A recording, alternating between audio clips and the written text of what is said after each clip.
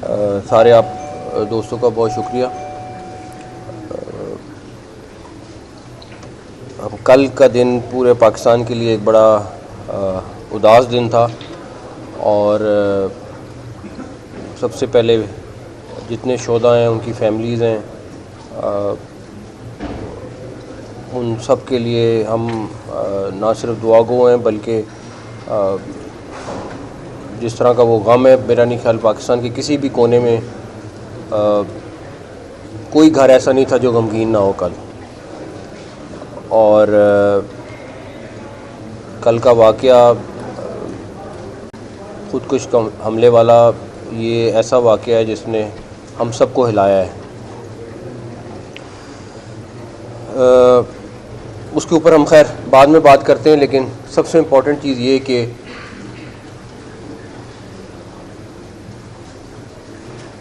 कल धमाके के बाद हमारी तमाम एजेंसीज़ उसकी लीड में निकली और मैं आपको ये बता सकता हूँ कि कल रात तकरीबन सारी जागे हुए थे क्योंकि ऑपरेशन चल रहे थे। तो हमारी एजेंसीज़ ने और मैं ख़ास तौर पे CTD KPK पुलिस की इस टाइम मेंशन करना बहुत ज़रूरी समझता हूँ कि उन्होंने उन तमाम लोगों को जो इससे लिंक्ड थे और जो मास्टरमाइंड थे उनको तकरीबन आप समझें कि रात 3 बजे के करीब तकरीबन सारे लोग पकड़े जा चुके थे। तो मैं CTD KPK को और हमारी तमाम एजेंसीज़, क्योंकि ये तमाम काम जो सबसे अच्छी बात है कि एज अ टीम कर रहे थे वो, उन सब को इस सिलसिले में मैं ज़रूर कहूँगा कि ये एक ऐसा टेस्ट केस था जो हम सब के लिए बड़ा चैलेंज था। धमाके के फ़ौरी बाद पेशावर और नौशहरा में रेड्स की गई और उसमें से 4 फैसिलिटेटर्स जो थे वो पकड़े गए। और जो सबसे अच्छी बात हुई वो ये कि जो इनका मास्टरमाइंड था, जो दैश का अफ़गानिस्तान का अगवानी है, वो भी पकड़ा गया। इसमें हमारी KPK पुलिस का एक ASI शहीद हुआ रेड के दौरान कल रात को, और हमारे कुछ लोग ज़ख्मी भी हुए। लेकिन जो मेन मास्टरमाइंड था वो दैश से उसका ताल्लुक़ है और वो अब हमारी हिरासत में है। इस सारे वाक़ये में जो प्लानिंग हुई है और जो ट्रेनिंग हुई है वो दैश अफ़गानिस्तान ने की है और अफ़गानिस्तान के अंदर हुई है। हमारे पास ये लोग मौजूद हैं जो हमें सारी डिटेल्स बता रहे हैं कि किस तरह इसको ले जाया गया और किस तरीके से इसको वहाँ पे ट्रेन किया गया। तो उसमें कोई दूसरी बात नहीं है, बल्कि जैसे ही ये ब्लास्ट हुआ, जिस टाइम हमने इसको ट्रेस किया था, तो उसके बाद जैसे ही हमें देखा कि ये अफ़गानिस्तान गया हुआ है, तो हमें उसी टाइम शक हो गया था, आइडिया हो गया था कि ये कहाँ पे जाएगी चीज़, और एंड में वही निकला। लेकिन इतनी उम्मीद नहीं थी कि हम इतनी जल्दी पहुँच सकेंगे, लेकिन हमारी लॉ इन्फोर्समेंट एजेंसीज़ ने कमाल का काम किया इसके ऊपर। हम बहुत देर से ये बात कह रहे हैं कि चाहे वो TTP हो, अफ़गान तालिबान या दैश या कोई भी खारजी ऑर्गेनाइजेशन और है, ये सब मिल के काम कर रहे हैं। इस टाइम 21 टेररिस्ट बॉडीज़ के सेटअप्स जो हैं, दुनिया की जो नाम ले लें टेररिस्ट बॉडी, वो इस टाइम अफ़गानिस्तान से ऑपरेट कर रही है। आप नाम लें, अब तो UN की भी एक रिपोर्ट है, उसमें भी नाम आए हैं। 21 टेररिस्ट बॉडीज़ हैं जो वहाँ पे काम कर रही हैं। तो ये आप दैश के बिल्कुल उसका सारा नेटवर्क पकड़ा गया है, सारा कुछ हो गया है। लेकिन ये लोग जहाँ पे पैसा ज़्यादा मिलता है वहाँ स्विच करते हैं, उसके लिए काम करते हैं, उसके लिए ऑपरेट करते हैं, और उसके बाद आप ये रिज़ल्ट देखते हैं।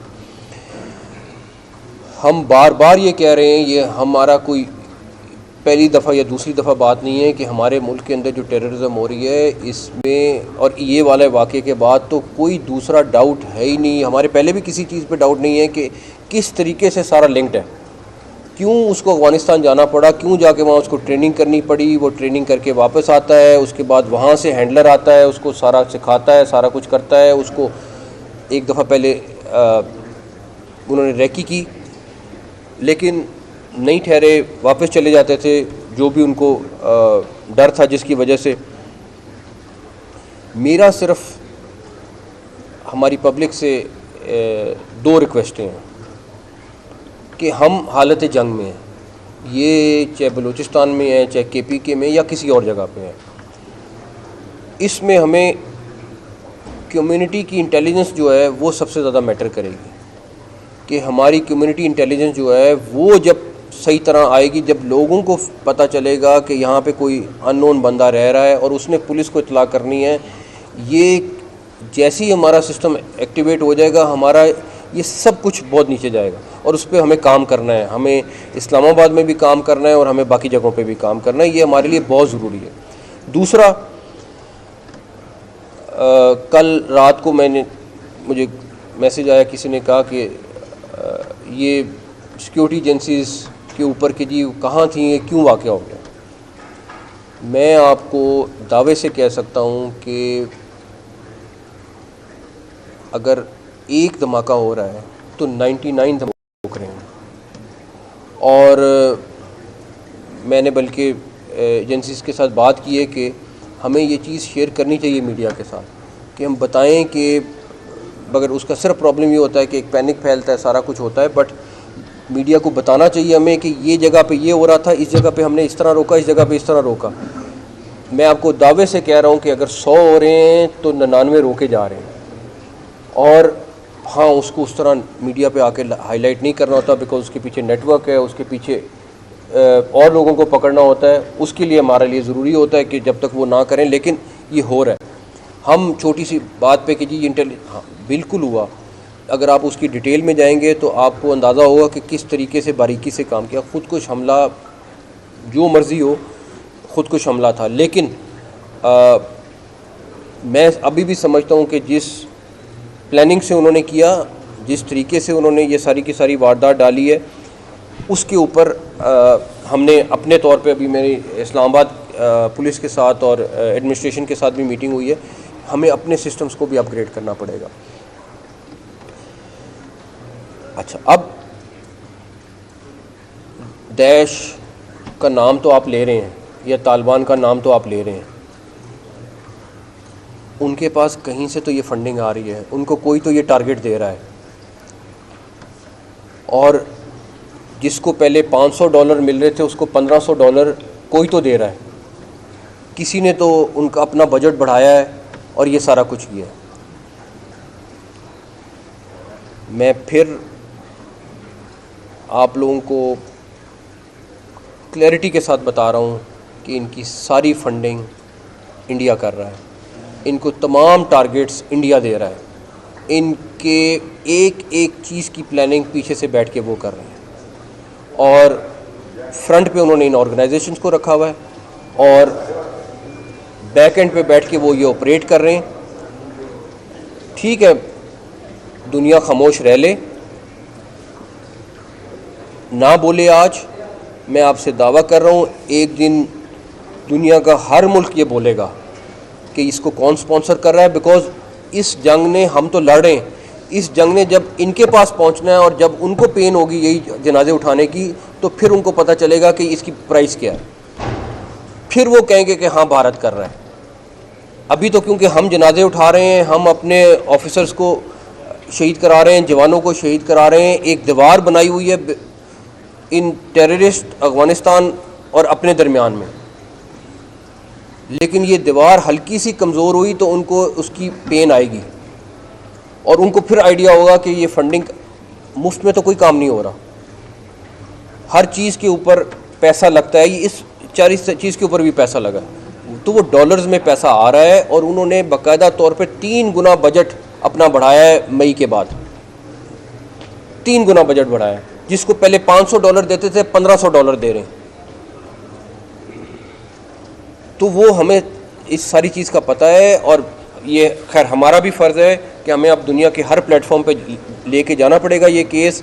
मेरा अगले दिनों में इरादा है कि हम अपने डिप्टी प्राइम मिनिस्टर को भी ये ब्रीफ़ करें कि किस किस तरीके से सारा कुछ हो रहा है आगे, ताकि वो जहाँ जहाँ पे हमारे फॉरेन मिशन हैं वो एटलीस्ट सारी दुनिया को अपडेट करें। बिकॉज अब तो वो इतने खुल्ला करें क्योंकि उनको अंदाज़ा हुआ है कि हम दूसरी तरीके से तो जंग में कोई सूरत नहीं जीते।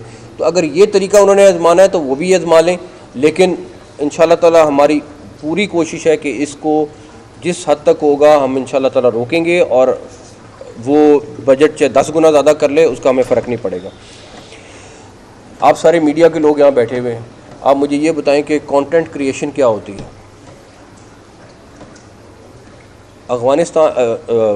बलूचिस्तान में BLA बाकायदा वीडियो बनाती है और उसकी प्रोडक्शन देखें आप, और उसके बाद वो कंटेंट क्रिएट होता है, उसके बाद वो इंसिडेंट होता है, और इंसिडेंट होने के बाद वो इंडियन मीडिया पे पूरी तरह चलता है।